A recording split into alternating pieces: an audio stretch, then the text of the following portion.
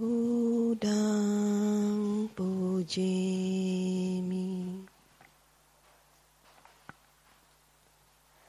Dhammāṃ pujami,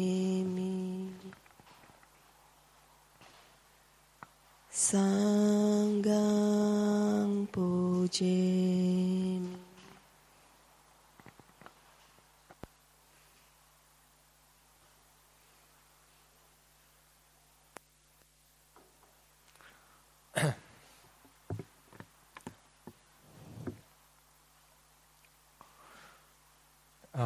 So today we already taken the precept, so we don't have to take any more. So we can start. Tonight, I think I do not want to do the guided meditation yet, because this afternoon we just had instructions on the vipassana, and then if you do a guided meditation on other things, it will be a bit confusing for some people. So tomorrow we'll start off with a guided meditation from about 8:15, about this time. And then we do for about 15 minutes or so. Then only we'll start off with the Dhamma talk. Okay. So for those who are sitting quite at the back, make sure that you are able to see me, not get blocked by somebody else. At least I know what you are doing. Sleeping ka? What na? Okay. Now, in this afternoon, I talk about the walking, I talk about the sitting, I talk about things that a yogi should do and should not do. When you are here as a yogi, what are the things that you need to carry out, and what are things that you are not supposed to do, like talking, communicating, reading. Then you should follow like the schedule: 1 hour walk, 1 hour sit, 1 hour walk, 1 hour sit. Or especially for those who are the beginners, you may find it difficult to sit the hour. And as I said, you can try at least like half an hour. Really painful, cannot take it, get up and walk for 5 minutes. Then carry on again to sit until the hour is up. Day after day, you train yourself until you can able to sit the whole 1 hour. Now if you start it with this way, you don't force yourself. We don't force ourselves to sit as long as we want, or up to the hour, or we see our neighbor is sitting so long, then we also want to achieve that. So as a beginner, you don't do this way yet. This is not on your level yet. So you try to do as best as you can. Really cannot get up and walk for a while, then continue to sit. But for walking meditation, make sure that you do properly. If you have to finish the hour, even if you are a beginner, you try to finish that hour, and it's important for you to finish the hour. Because if you start off with a proper walking meditation for the next few days, you will see that the sitting meditation becomes more clearer. When it becomes more clearer, after 5 days or so, you'll see that the improvement in the sitting meditation will come in, the improvement in the walking meditation will come in, and then therefore the progress of vipassana will start trickling in. So be patient. Be patient. Be gentle, be natural.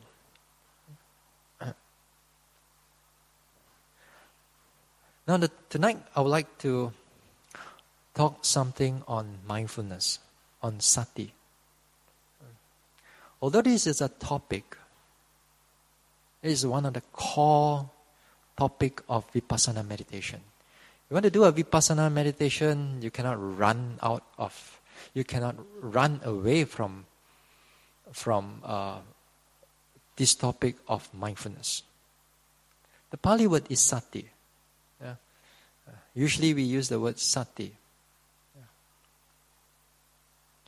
But what we are doing here,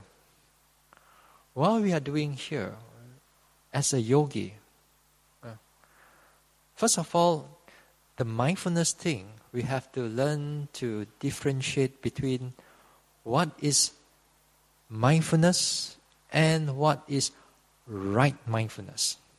What is sati and what is sammasati. Two different things. Same component, but two different things. Two differently applied. The reason I want to talk about this topic for tonight, because sometimes this topic will get very confused. Meditate, jip chut, mesti mong cha cha go. Sometimes you don't even know what is mindfulness. Not only don't even know what is mindfulness, then you practice the wrong kind of mindfulness, or you practice concentration and you end up with over-concentration. Then you end up with a lot of headache. Or you put in a lot of effort, but mindfulness bo ki lai. Mindfulness didn't come. If the mindfulness didn't come again, so you end up with a lot of tension. So it's important that we know exactly where to bring out that mindfulness.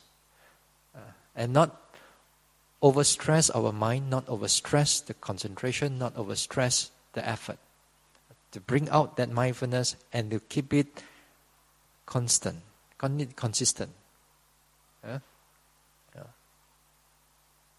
So,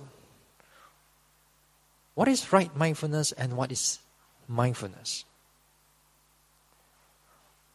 Right mindfulness falls under the Noble Eightfold Path. Okay? If it's mindfulness only, not necessarily it will fall under the Noble Eightfold Path. It's not necessary it will fall under the Noble Eightfold Path. So there's two different things here.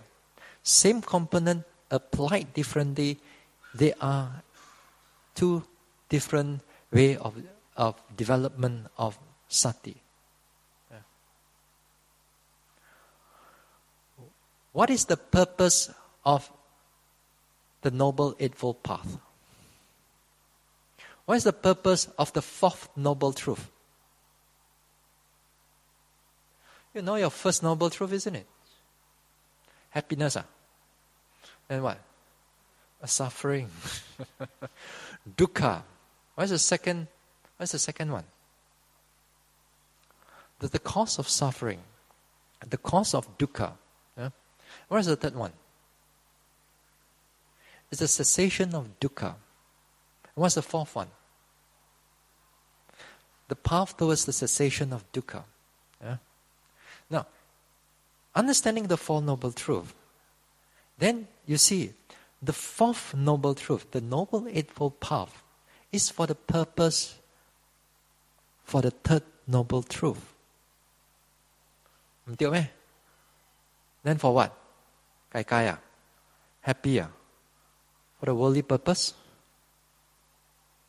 For a worldly purpose.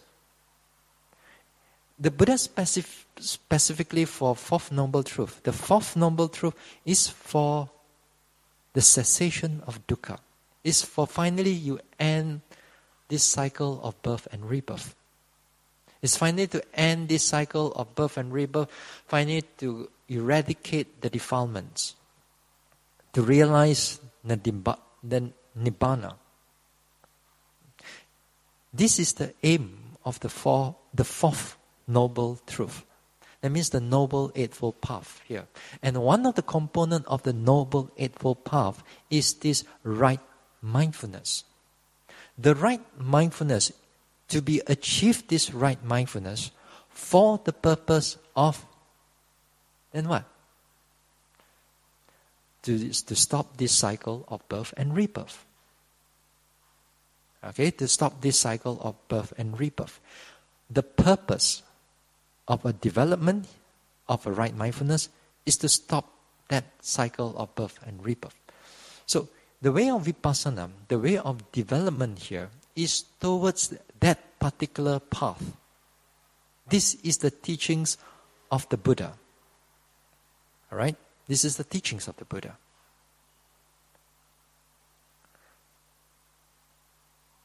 On the sati, not samasati, but just sati, only on mindfulness. The way of mindfulness develop, okay?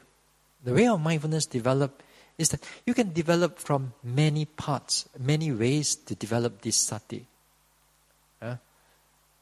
For example, even if you practice samatha meditation also, even you do metta meditation also, you're going to have some degree of sati coming in. If without sati, you cannot do even the metta meditation. All right? You're going to have a lot of sati also during metta meditation if you develop it correctly. What else? Nowadays, right now very popular, You go to the overseas, the mindfulness thing is a very popular thing. Tam Kim Long Kui, sometimes in the newspaper you open up, mindfulness this, mindfulness that, mindfulness this. Mindfulness for what purpose?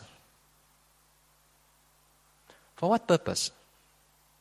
For the happiness of here and now. In other words, for well-being. In other words, for overcoming your stress. For give you some degree of calmness so that you can able to cope with everyday life. If you have some degree of, let's say, pain, for example. If you have nowadays they have like a post-op pain, post-operation. After that you have a lot of pain. And then nowadays they have mindfulness management onto the pain. So you reduce on the morphine, you reduce on the painkillers. Then they nowadays they bring this mindfulness into the school. And if we bring it to the school, they let the children meditate and to get some degree of mindfulness. And then you can see that the result of the children becomes better. Less problem in the school. Better results in the school. In many ways, right now in the worldly ways, they bring mindfulness into the world right now. And it gives happiness to the world. And it gives happiness to a lot of people who practice it. But those mindfulness are not sammasati. Although it's sati, but it's not sammasati. The purpose for them is not to get out of this cycle of birth and rebirth. Do they? Yeah? They're not wishing to get out of cycle of birth and rebirth. They're for the happiness here and now. For their well-being. For whatever problems, whatever challenges that they are facing through, that they want to overcome it. So they develop this mindfulness for this purpose. And now this one is very popular right now. So popular until it begins to cover the teachings of the Buddha. And here, if the devotees, yogis, doesn't understand this too, then you will think that kalau siang ema, yang masih ka mindfulness, na actually masih ka mindfulness, men like retreat hiping masih kalau. You don't have to come for a retreat, you don't have to come to meditate there. Over there also they advertise mindfulness, they do mindfulness. Here also they do mindfulness. And what for want to come here? 1 hour walk, 1 hour sit. Might as well go there, sit down, do the whole thing, the same thing. Because they are all mindfulness, right? So because lacking of understanding, lacking of this whole this understanding of where your mindfulness is going to bring you, and what are the worldly mindfulness. If you cannot differentiate these two, then you're still stuck in the cycle of your own thoughts. And while you're stuck there, that means you're stuck in the cycle of birth and rebirth. So, therefore, when it comes to the teachings of the Buddha, when we develop the mind with the mindfulness, with concentration, or with the effort, all this for the purpose to get out of this cycle of birth and rebirth, to get out from this for the purpose of the cessation of dukkha. For the cessation of dukkha, not just for happiness, so that you go back, you want to become a better person. Yes, you become a better person, not that you won't become a better person. You become a better person. You become more happier, even you do vipassana also. But that is not the end, this is not the goal. Finally, the goal is to cut off our desire, cut off our craving, eradicate our craving, realization of Nibbana. Those, although there are different wordings, they all mean the same thing. So this practice here, you got to be clear about your purpose here. You practice here, you're clear about your purpose. Now, when you are clear of your purpose, then only the yogi will strive. If you're not clear with your purpose, if you don't know what is going on, retreat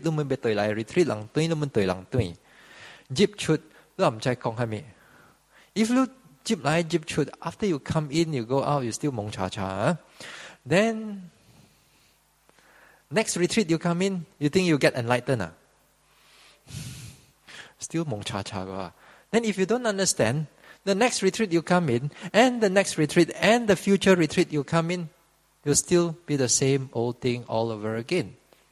So, retreat in, retreat out, retreat in, jip chut. Bhante, bo progress, Bhante, what practice ka anekuwa, jijap niya, Bhante. You cry to me, what for? I can't do anything for you. So if you come in with the wrong idea, you come in just for the sake of happiness here and now, then you won't strive. You won't put in the effort.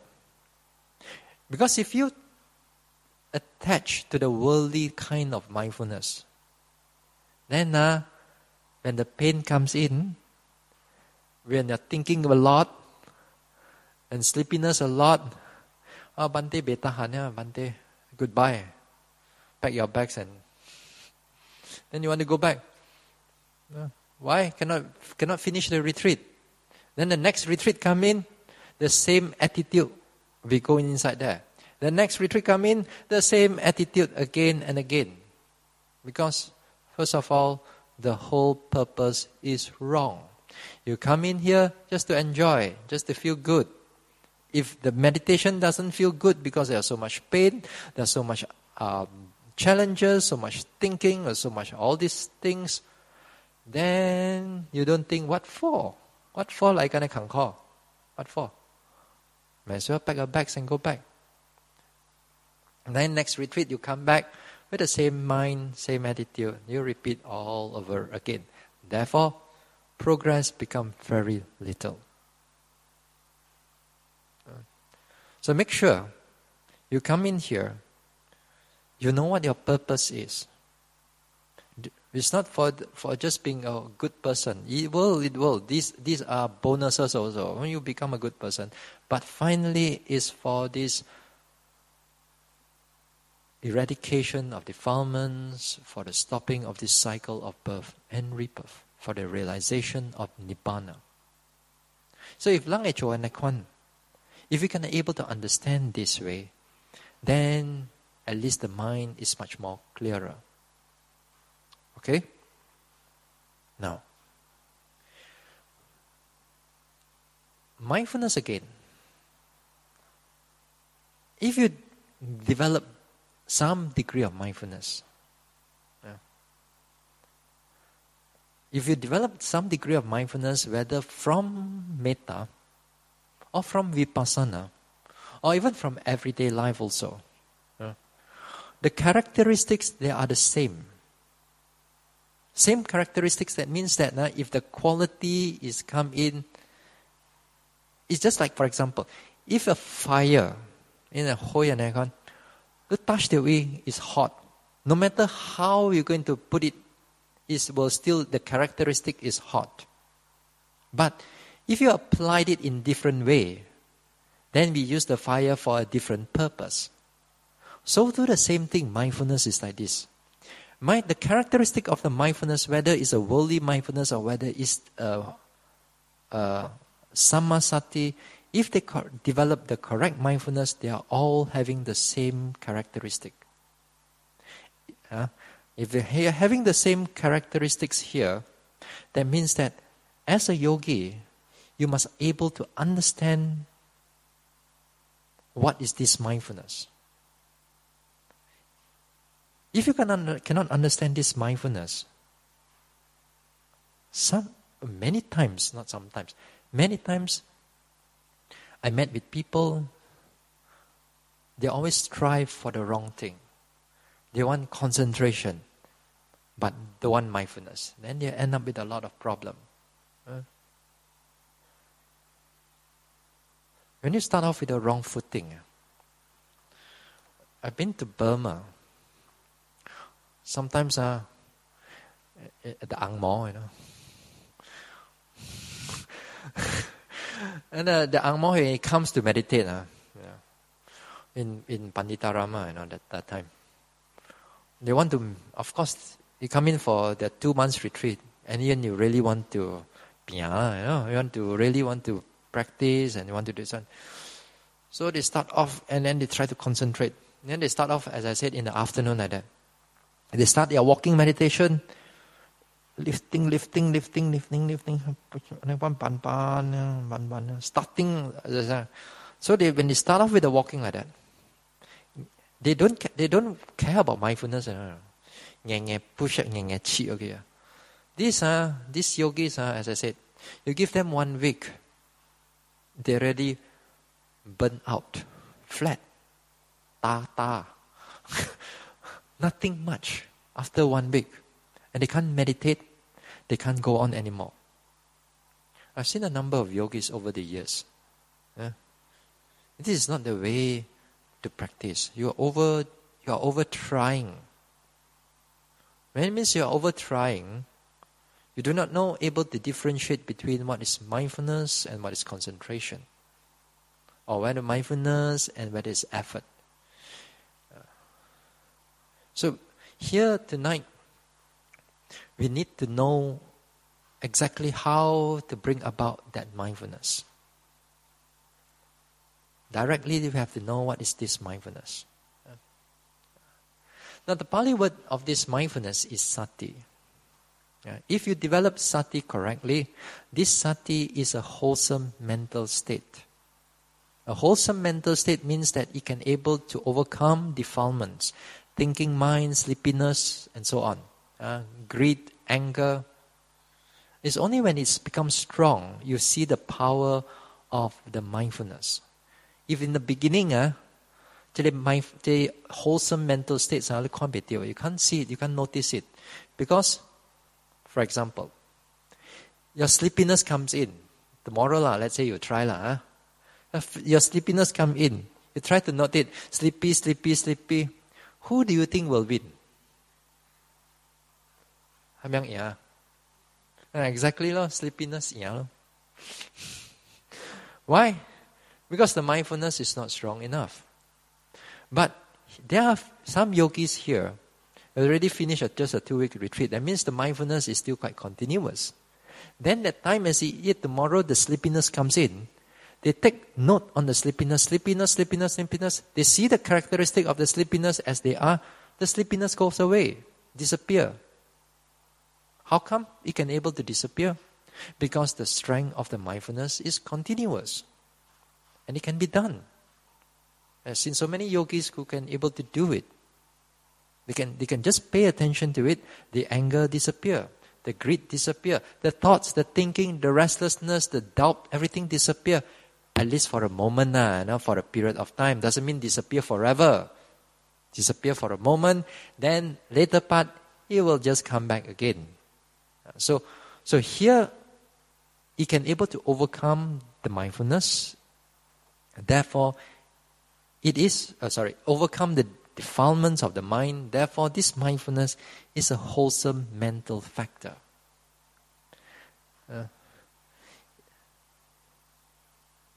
So, this one we keep aside. We're going to talk about that more towards the coming days.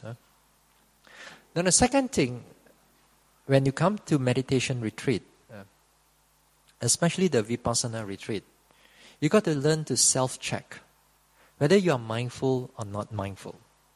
I cannot be there, the teachers cannot be there sitting next to you all the time. You got to check for yourself whether you are mindful or not mindful. Now, in order for a rule of the thumb to know whether you are mindful or not mindful, is this second characteristic of mindfulness. It's called the present state of mind, present moment. All right?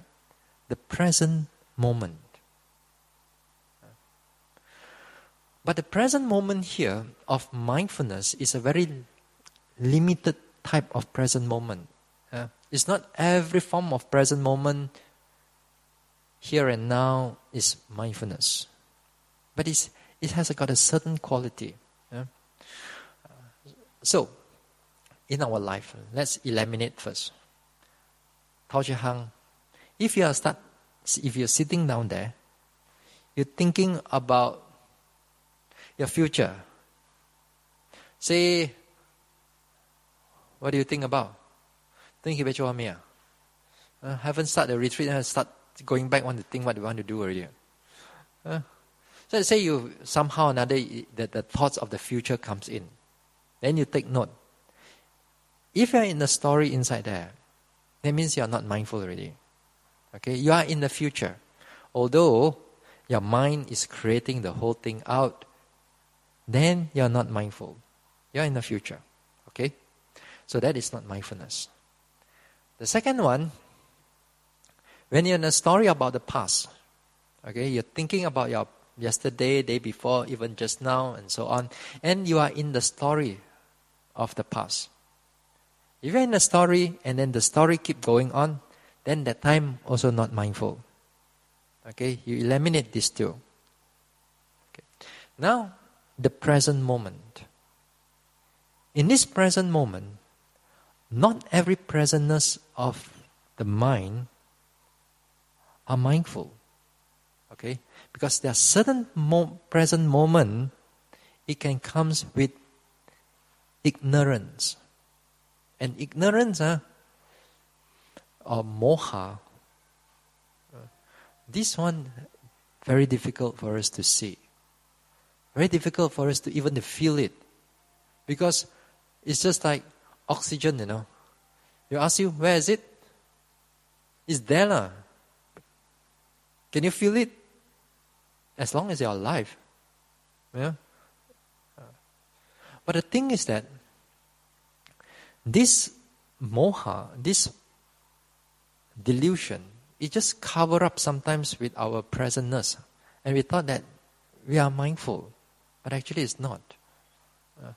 So how is it like, for example? Say, for example, everyday life, when you're out there.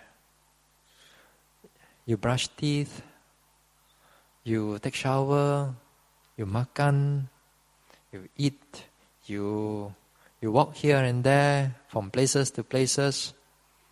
Your mind is not running everywhere. But you think you're mindful? You think you're mindful? Mindful, lah? You doubt, If you doubt, then cha mellow. You got to be sure. So when you're at home, not meditating, do everything lah. You turn on the TV lah, you take shower, you wash your hand and everything lah. Are you mindful? Are you alert? Are you aware? You aware, but are you really aware? No, you're just going on again and again. Here, is exactly delusion stays with you like that. But you think that everything okay ma, bosu ma, no problem ma, life just kept carry on ma. This is exactly the function of delusion. It covers up the truth, just to keep you happy wherever you are. You feel good. This is the function of delusion. All right, the function of delusion. So although you are in the present, but you are not mindful. Okay, you are in the present, but you are not mindful. Now, mindfulness comes in. You are in the present, but this present, you are more alert, clear than the earlier one that I've said. You are alert, you are clear about that presentness while you are here. So, in other words, when we are here, you want to have mindfulness, and you want to have clear mindfulness during this time. Therefore, you have to exert a bit of effort in everything that you do. That means you have to exert some degree of awareness in everything that you do.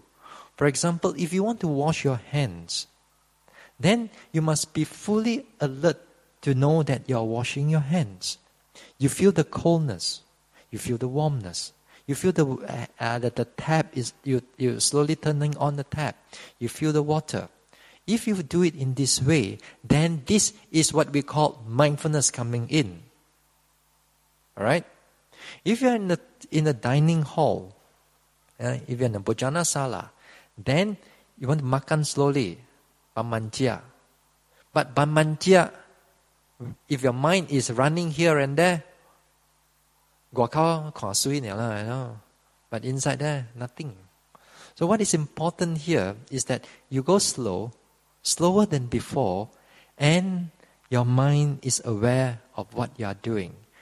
You are you want to scoop the rice. You're taking the scoop of rice, you keep your eyes down, not looking here and there. You keep your eyes down, you bite, you slowly bring the spoon into your, you feel everything. Then after that, while you are biting, then you notice the biting.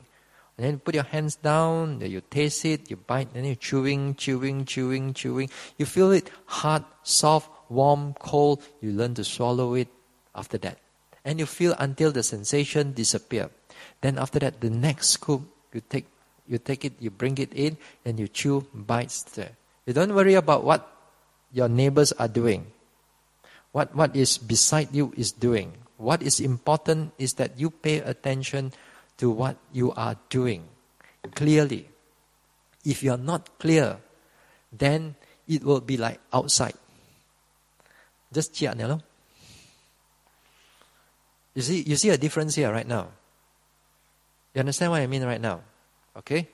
So that means you got to make an effort to pay attention to your things that you are doing. So you have to learn to discover. You want to open the door, you want to close the door, you want to be on the bed. Everything you learn to put the mind there as much as you can. In between, there will be a lot of breaks. There will be a lot of gaps. The Becky here, you forget. The Becky car sometimes it gets too long. And when it gets too long is where all your thinking and all kinds of it will start coming in. So in order for it to too long, you got to shorten the gap a little bit. So you got to make effort. Becky ya, remember je, ko jai make effort. Becky ya, ko jai remember, make effort. Again and again, and you got to repeat it again and again and again throughout the day in, day out, until you finish the retreat. Then only with that, the mindfulness can be continuous. If you, sometimes the teachers will say, continuous mindfulness. Anjo. And there, right here is about putting the effort again and again. Forget, come back again. Forget, come back again. And try to, when you come back, try to sustain with it. Try to prolong as best as you can. Every single thing, every small little thing that you do, you brush your teeth, you comb your hair, you want to wash everything. You try to do it as best as you can. Then with that, if you can able to do that, then you see your sitting meditation and other things becomes much more clearer than before.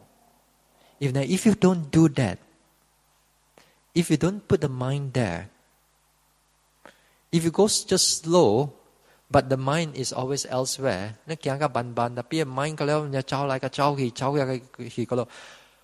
teachers cannot know what you are doing. Look at China. So it's all about you to self-check yourself. So you have to check yourself, see what is happening in your daily activities, opening door, closed door, eating, in the toilet, urinating, defecating, drinking, anything.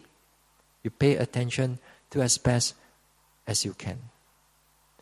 Therefore, when it comes into reporting, you tell me some of the things that you have done. If you have do it, good. Perhaps I have some tips. I have some ways to improve it even more better. Or if I find it that if it goes way out, then at least I can help you to guide you back into the right path. But if you don't try, if you don't do, then how am I going to help you? Even the Buddha also cannot help you if you don't try. So you try first. You make trial and error here and there. You find it tough. You find it. Then you come and tell me. You come and tell me when it comes to the interview time. So you try. So you try to be in present moment. So even in the worldly life also, sometimes also we have mindfulness also. Especially when we have to do something more, we need some degree more alertness there.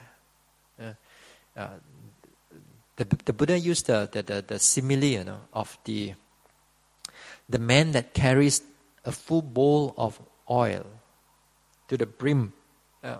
While he's carrying it, the full bowl, he must not spill the bowl, but he must pass through a group of pass through a lady, a beautiful lady. He's dancing and singing, and all the people are cheering and clapping, and you have to walk through that. And if the Buddha says is that if that man were to spill a drop of the bowl, then there's another bigger man with a big knife and it's going to chop on the neck. So the man has to be, the man with the holding the bowl has to be very slowly, mindfully tread. You cannot be looking here, cannot be looking there. Very alert into the present because you don't want to die. So to the same type of mindfulness, we have to have that type. Very alert, continuous, and later part it becomes penetrative. It becomes penetrative. So right now is that you learn to stay present. In a one-phase walking meditation, there's some degree of mindfulness come in. As long as you begin to right step, left step. But this mindfulness is not so continuous, it's not so strong. And if you see that from your own walking meditation, during the first phase, there's a lot of thinking coming in. Only after that, when you shift over to the third phase, when your mind is clear, you find that the thinking is less. Because this time, the mindfulness is stronger. So, nevertheless, we need to slowly build that up. We need to build that up slow from the mindfulness, slowly. Go for one phase first until you feel okay. You do the second phase, you do the third phase. You cannot handle the third phase, go back to the second phase or go back to the first phase. Then after that, restart all over again until the time is up. So you try, if after a few days, try for let's say 20 to 30 minutes, especially on the third phase. If you don't try the third phase, the mindfulness will not be so continuous. But if you do too much, then the body becomes very tense. Then if you do just one phase, then it will not be progress. Your body will not be tense, relaxed, very nice, very song, but nothing much in the practice. So you must strike a balance. So over the course of this meditation, as you come into the interview, then we'll slowly guide you through. We'll slowly guide you through into this meditation. So you need to be very alert. You need to be very alert so that the mind is in the present. When the mind is in the present, it becomes clear. Next one. Next one is actually just now I already mentioned. Although presentness is one thing, the next one is actually heightened alertness, which is actually what I meant as alert, clear, and so on. So the presentness and the alertness has to come together. Two characteristics actually, not just one, because the presentness is one characteristic. Highly alert is another characteristic. So these two has to come together. But sometimes it's difficult to separate them out as we meditate. So it doesn't matter. What mattered is that as long as you're alert, as you're this one, then well and good. So it's highly alert is the next characteristic. Then the text also mentioned, the next characteristic is called, the Pali word is apilana. Directly literal translation means non-floating. Non-floating. Float hamia. Next time you can read. The commentary put it in this way that the characteristic of a mindfulness is non-floating. If you read, what is non-floating connected to mindfulness? Floating hami. Because there's a direct translation. Here, non-floating means non-superficial. Floating here means like you're floating on top of the water. We need to sink it down. And we need to bring the mind into the deeper depth level. So here, the mindfulness here is not on the superficial level. Just now when I said that if you're just being aware like what you are doing at home and things like that, all those things are a bit more superficial. These are not mindfulness. Mindfulness is non-superficial. That means it's alert, it's clear. Now sometimes when we are doing a sitting meditation, you can see these two characteristics quite clearly sometimes. This one, Sometimes you sit down there, in the beginning part, rising, falling, thoughts but after suddenly after about 15 minutes, 20 minutes, suddenly the whole mind becomes alert. When the whole mind becomes alert, then you find that the rising and falling, it appears differently already. Much more alert than before, much more clearer than before. Then this time, because there is a contrast of before and after, then you see what is superficial and what is non-superficial. This is what it means over here. Then next time, when you do your sitting meditation, song, very nice, pleasant, happy or not happy. If you meditate like this, you go back very nice, very song, very pleasant, no pain. Pain? What pain? What suffering? No suffering, very nice. That means when you come into a meditation, you just sit there, feel good, in breath, out breath, rising, falling, song, and Jackie, apple, like that. Then you go back. Happy or not? Happy. Song or not? Song. Want to come back or not? Yes, definitely want to come back. Why? Because it feels so good. All these things is called superficial. But the delusion will keep you there. You feel that you are good. You feel that you are progressing because outside there you don't have all the calmness. While you come in here, all the calmness is there. Very pleasant and very nice. So if you do it this way again and again, then for the next 20, 30 years of meditation, you're not going to go anywhere. Song niya la.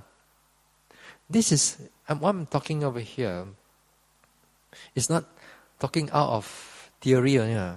This is out of experience from some yogis that I've met before. In the past, there are yogis, and they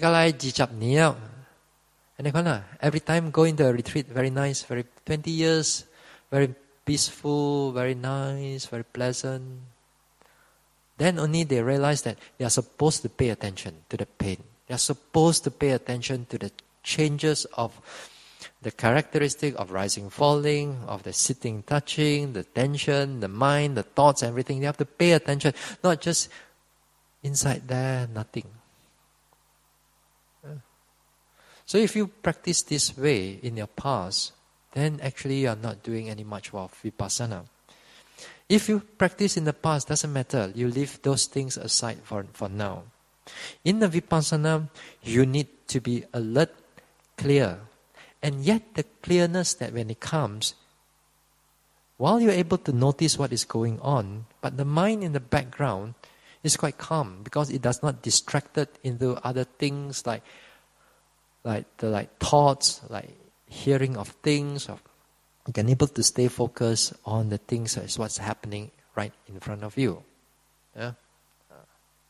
So, until then, when you apply the non-superficiality, then only the mindfulness comes in. When the mindfulness comes in, then other concentration and so on, they will start coming in also.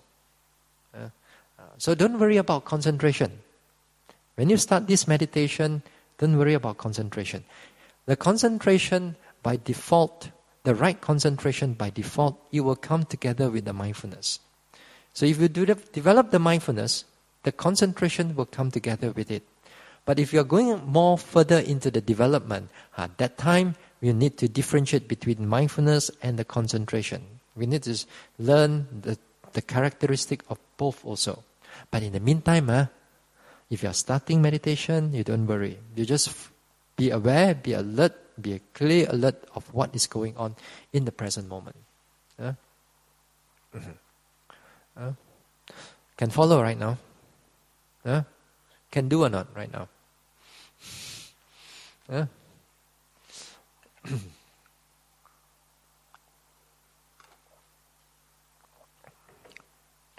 Okay. Now, mindfulness. Mindfulness also has a characteristic of non-judging. You don't judge. Especially when you are alert and clear. Especially when it comes into the continuous mindfulness. Might judge. What I mean by judging here? Now the judging here is sometimes to do with a lot of our mental commentary. Sometimes, for example, how you judge. Let's say the pain. You sit down there, then the pain gets stronger and stronger. Yes, your job is supposed to pay attention, see how the pain changes and what is going on. Right? And if you do it in this way, then it's correct. The way of vipassana, you pay attention. You don't judge it. But the problem is, for us, most of us, is that we want to judge. We want to judge the pain. We have our own opinion, our own theory, our own rationality, our own scientific knowledge, our own medical knowledge. Now, for example, if the pain maybe maybe the cushion not enough, And this is what we call judgment. Maybe everything, everything except you want to pay attention to the pain. You want to just escape into your thoughts, into your thinking, except paying attention to what is happening right in front of you. You'll be judging about whether the bone structure is okay, whether you are sitting in the right cushion, whether this pain will give rise to some problem in the future or not. Maybe you're going to make me cannot walk and all that. And then all kinds of worry, skeptical doubt, nonsense, everything comes in. And and these things is so easy, and very easy for your mind to start thinking about it. For example, if you start rising and falling, suddenly the rising and falling goes sideways, Hey, nobody breathes sideways one. How could a rising falling go sideways one? That means if it goes sideways and then this body is something wrong. Cannot. Must make it to come straight forward, backward, forward, sui, sun, sun, very nice, very gentle. If you do like that, you are judging. When you are judging, the mindfulness gone. You want things to appear to what you want. Lukaki suka aya. It's not what the object is showing to you. Yeah? See what I mean here? Although it's a small thing, if you don't change your attitude of noting, you'll be repeating the same thing again and again and again and again. If you don't realize this part here, you just keep on repeating on here. Because everything you'll be judged by what is your own standard. Your own standard is the rising, falling must appear in this way. In other way, it is not right. Even it's a bit tense, a bit tight, this is not right. Rising, falling cannot be like that one. How could it be like that?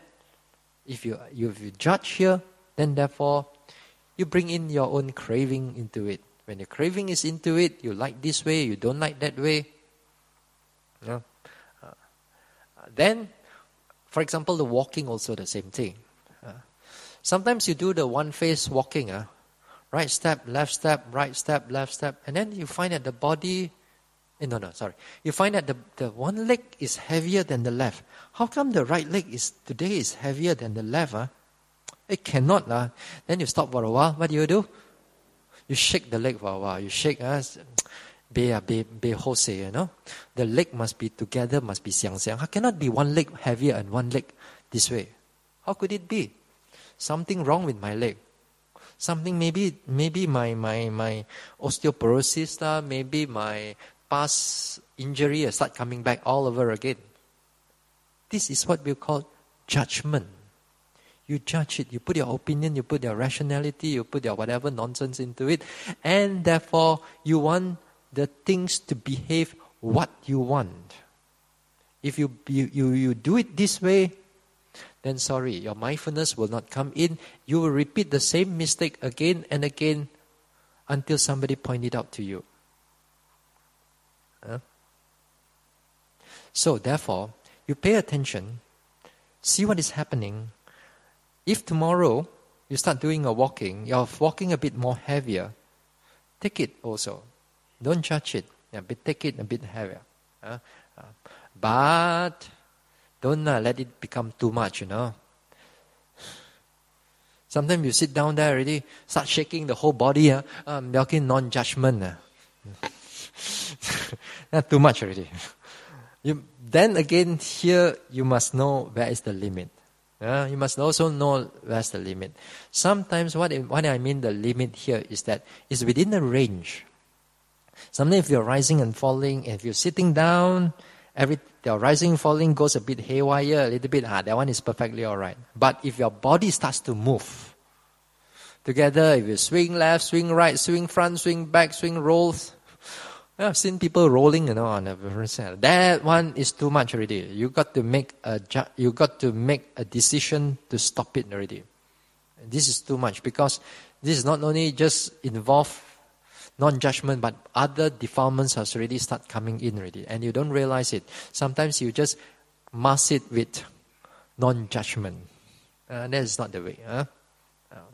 So, non-judgment in a certain limit that when you pay attention, when you walk, you don't go into somebody else's lane, then perfectly all right. Whatever happens to the leg, heavy a bit, soft a bit, hard a bit, warm a bit, cold a bit, whatever is going on, that is perfectly all right.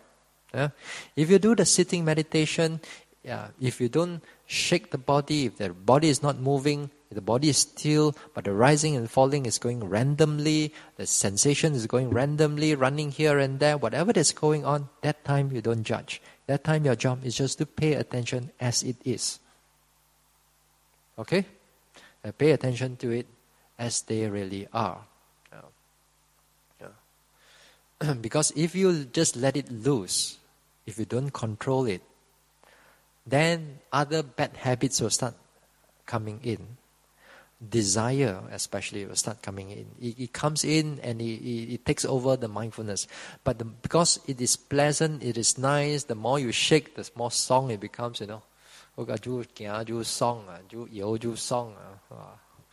then you will not stop. So you got to be careful. The desire is a lot of times behind it, not mindfulness anymore.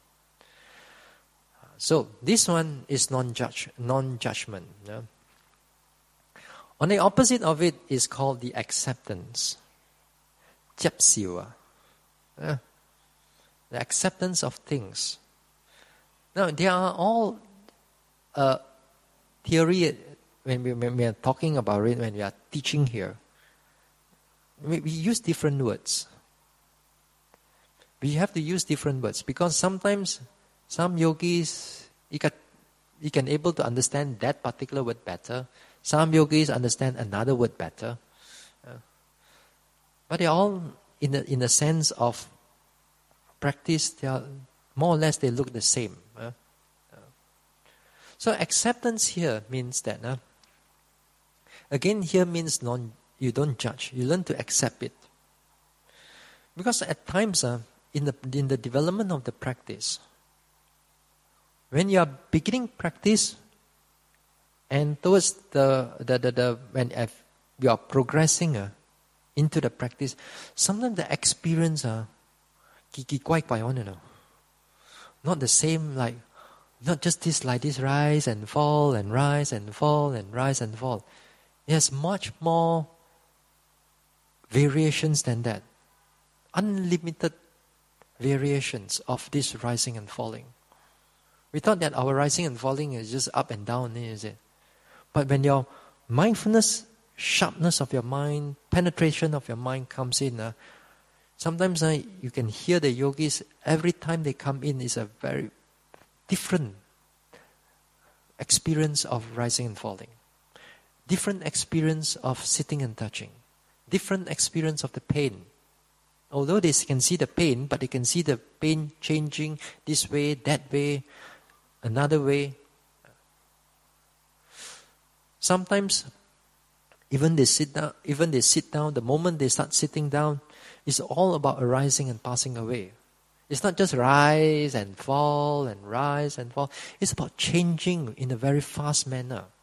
In the sense of like every second, the rising and the movements already change.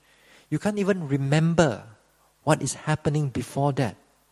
You can't even recall what is happening before that, but objects keep on changing and changing and changing and changing and changing.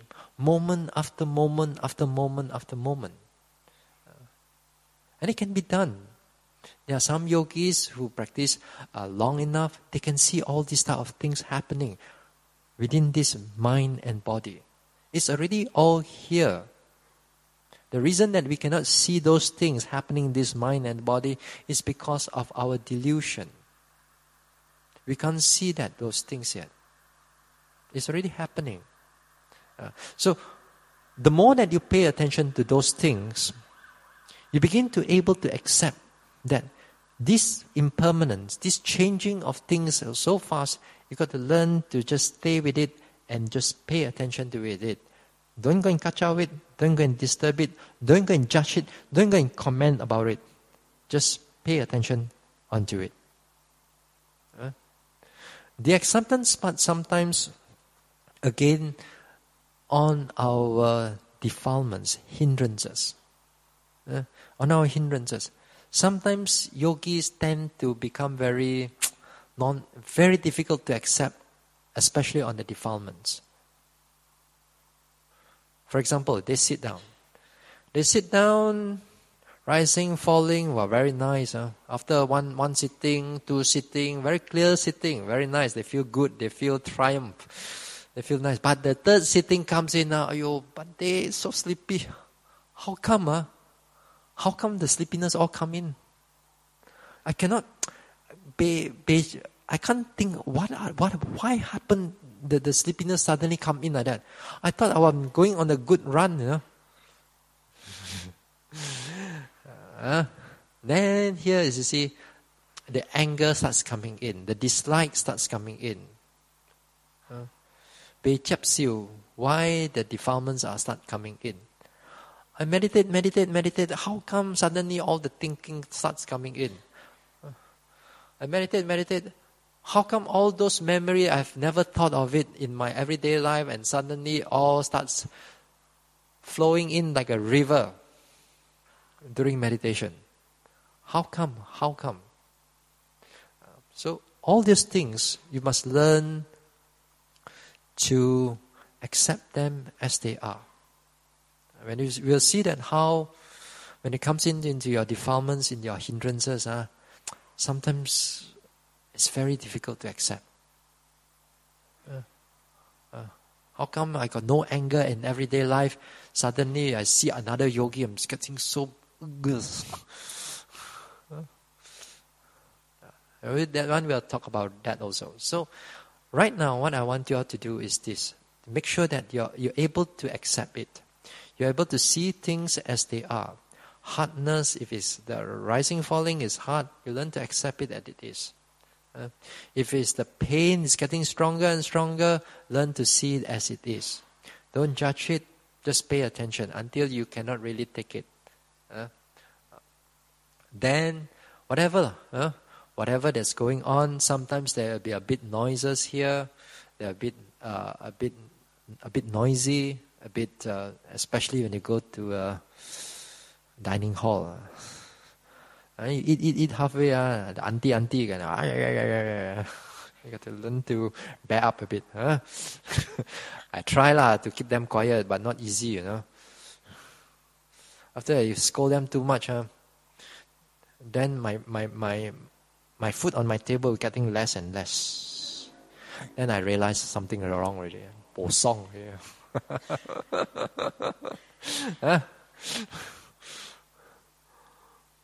So you got to learn to bear up. Especially in the dining hall, there's a lot of, especially like Sundays. Saturday, Sunday, there's a lot of people coming in. So they come in, sometimes there are a bit noises here and there. So you just bear up. All right. Then what else? Now mindfulness also, to understand this mindfulness also, in the beginning part now, you don't see this characteristic of mindfulness so well. But for those experienced yogi, if you have done a number of retreats, then you can see that the mindfulness has a degree of what you call flexibility. A flexibility of a mind. Very pliant, very adaptable. What it means is this. In the beginning part of the retreat, rising, falling, rising, falling, rising, falling. Then the itchiness come in. Ayo, beta hanyo. We cannot pay attention to it. Why? Because maybe a bit painful, maybe a bit itchy, or maybe a bit tense there. So the mindfulness was in the rising, falling, but was not on the itchiness. Then if the itchiness disappeared, you come back to a rising and falling.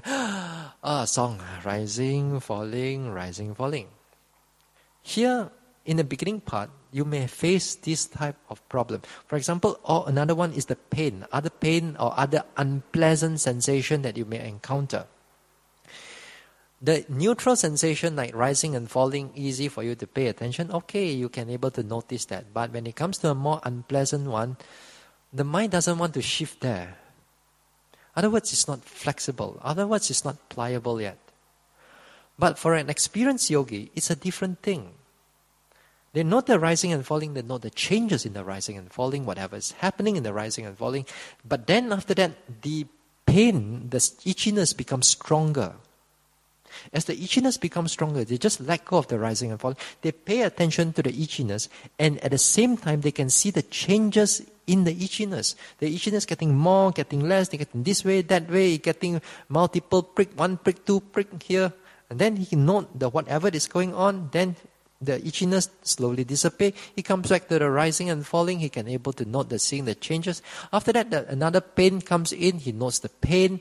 He watch the pain coming in. After that, there's a sound that comes in. He just pay attention to the sound. And then after that, he comes back to the pain again. After that, with the pain, then another tension starts building up. Another somewhere else. Then the mind goes there, and he got to see the changes of what is ever is going on there. So what I'm saying here is that the mind, whichever object that it comes in, he can able to take one object after another object, after another object, after another object, after another object, after another object. Flexibility. The mind is pliant, is flexible. So when it is flexible, then the continuity of the mindfulness becomes much more better. Because whichever object comes in during this time, the mind can just hop onto it, mindfulness continue. Another object comes in, it hops onto it, it continue. If your mind is not flexible, that means when you hop to another unpleasant object, for example, at this time, then the whole mindfulness stops. Then you start judging again. Ayo, cannot lah, too painful lah, and all that. Then after that, the pain disappears, then you go back to rising. Then. You see what I mean here? Non-flexibility. So this quality is only, you will see this quality when you are more continuous into the meditation, more deeper aspect into the meditation, and you can find that during this time, the continuity of the mindfulness is getting longer and longer, better and better. During this time, the thinking becomes less, objects becomes, the clarity of the objects becomes more. Even any objects that comes in, you're quite capable to take it up. All this because of mindfulness.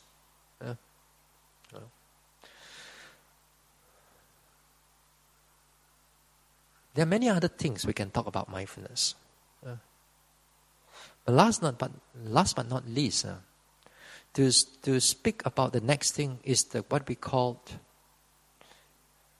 the prominency of an object. Prominency of an object here is also signify the cause for mindfulness to arise. To which object that you should choose, then only the mindfulness arise. Here it means the prominency of an object. Now the prominency of an object here means that if an object that you pay attention to, let's say rising falling bo clear. If rising falling is not clear, when the bo clear, look at it, rising and falling. You just keep on following the rising and falling. After what happened, do you think to the mind? Go mindfulness go. Then what happened? You get sleepy, you get nothing much. Because the object is not prominent anymore, it's not clear anymore. When an object is not clear, then mindfulness doesn't come in. This is the quality, this is the cause for mindfulness to arise. Prominency of an object. So therefore, you need a clear object in order to help you for the mindfulness to arise. If you take all these objects, little, tiny, then your mind will get a lot of problem. Mindfulness will not come in. What will come in is all the tension will come in. So, Take, for example, the sitting and the walking. Walking objects are very clear objects. You do the walking meditation because in the beginning of a retreat, mindfulness, nothing much yet. So nothing much yet, you need to something to hold you back. Something for the mind to hold you back. Therefore, the strategy here is to develop on the walking meditation. So just now this morning I said, this afternoon I said, don't worry too much about your sitting meditation. Because why? Because for a lot of the beginner yogis, the mindfulness is not strong yet. It's not so clear yet. You need something concrete. You need something that you can able to feel. Then only the mindfulness comes in. Therefore, you do your walking meditation, you do it properly. You do the daily activities, you do it properly. Within 2 or 3 days, 3 or 4 days, you see that the continuity of the mindfulness starts coming in. If you don't do that, you find that it will take you a long period of time before everything comes in clearly. When I say things come in more clearly, what I'm saying is that your sleepiness will get less. Thinking will start to get less. Other thing, your mind becomes more clearer.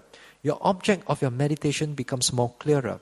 That time, not only just this comes in, but your confidence of your meditation will start flowing in also. Because you can see some degree of progress. So that's why, if you start off with the wrong footing in this retreat, if you think that the sitting is more important than the walking, then you will end up with not much of a mindfulness. So you start off with the walking first, start off with all these things, you'll see a lot of things will be very helpful to you. Because they are prominent objects. They are clear objects. So, while we are sitting or while we are walking, say for example while you are walking, you walk right step, left step, right step, left step. Then suddenly if you feel that there's certain tension develops in the hand, then instead of going to straighten up your arms and all that thing, leave it there first. Leave it there. Stop for a while, your walking meditation. Pay attention to the tension. Pulling, tension. Because why? Because the tension is more prominent than you're walking right now. Okay? Because the tension is more clearer than you're walking right now. So you shift your attention to the tension and you pay attention to how the tension is developing. So too just now, as I said, during the walking also, when the thoughts coming in, especially the long type of thoughts, all this type of thinking, if they are prominent, because they are clear to you, so this time you stop the walking for a while, shift the attention to the thinking, don't go into the story, just note thinking, planning. Then if you note it in this way, then you are taking up the right object, the prominent objects. And if you take up the prominent object, mindfulness will start trickling in. So too in the sitting meditation, also the same thing. Sometimes there are yogis, not sometimes, many times actually, especially from Penang one. Many yogis from Penang over the years.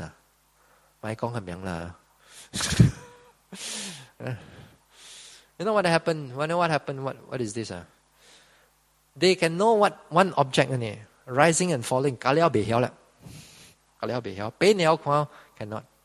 Sitting, touching, hearing, So they do not know how to take up other objects other than rising and falling.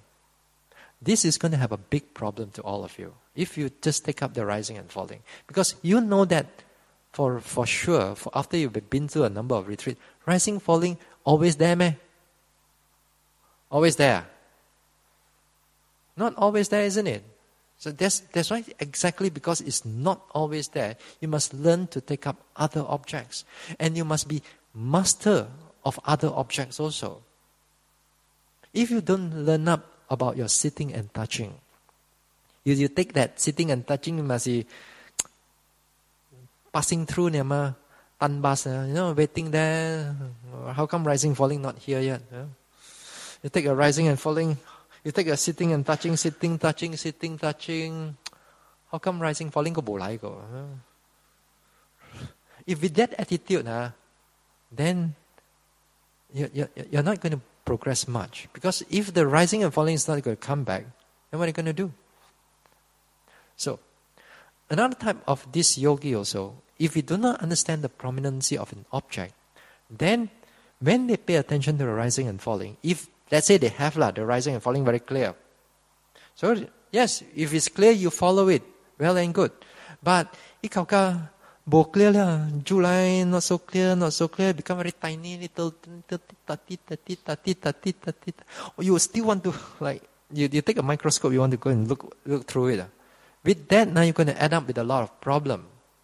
Sometimes, the rising and falling is not there,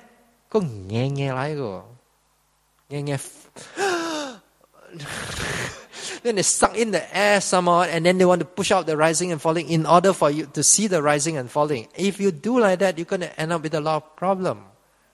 That is not the way. Yeah. If the rising and falling is not there anymore, if bo liao, go to another object. Learn up the sitting and touching. Learn to feel your palms touching here. Touching, and feel it, whether it's warm or not, whether it's cold or not. Learn to feel about the buttock there. You sit there, learn touching, sitting. Feel the tension, feel this one, because those things are somewhat more prominent than your rising and falling. Sometimes the yogis will come. Bhante, I tried sitting and touching also nothing. I tried that, nothing, this nothing. That means there's not nothing. Either you are sleepy already. Sleepiness is at the behind it already. Then anything that you pay attention, of course there's nothing. But your mind is still clear. If you don't change the attitude, if you think that just rising and falling alone will get you into enlightenment, then you are very wrong. Because in reality, those things doesn't stay forever. So you must be. That's why in the earlier part, as I said, you must learn to master your walking meditation. Your first phase, your second phase, your third phase. You must learn to try it again and again. Make mistakes is okay. We will help you to undo the whole thing. But if you don't make mistake, if you don't try, then it's going to be very hard for you to do in the future. So do the walking properly. You do the sitting properly. If you do the sitting, you follow the instruction. If the rising and falling not clear, move to another object. If the rising and falling is clearer than that object, then you move back to the rising and falling. And then if the sensation of the pain is more clearer, then move to the sensation. Don't just stuck there in the rising and falling and you want that rising and falling to be there. Well, because a lot of times, they use this rising and falling as an escape from the pain. Why? The pain be tahan. You can't take the pain. It's too painful. Then try to pay attention to the rising and falling. So in order don't feel the pain. Because if you don't pay attention to the pain, the pain doesn't feel so strong. So mentally, behind it, the mind just want to escape from what is going on. So you got to be careful. You pay attention to what is prominent to you. So if during in the makan time, if you are eating time, if those sensation of the eating is clear to you, then you pay attention to it's clear. Sometimes when you eat, then suddenly there's something on the feet. If on the feet is there, bring the attention down and pay attention to it for a while. Then come up again, biting, chewing, and so on. So if you feel the sensation of the movement of the hand while you're washing the plates or washing, then you learn to feel it. And you don't worry about the people beside you. You learn to feel, you learn to touch. All these things, as you become to be more familiar with it, then you repeat this again and again. So the technique is not about here for you to tia song. Here is about tomorrow You got to, afterwards, you got to do it, repeat it again and again and again and again until you're so familiar with it. Once you're familiar with it, you see that the mindfulness starts coming in much more better. So this is on the mindfulness. We have spoke about presentness, wholesome state of mind. We spoke about the mind is highly alert.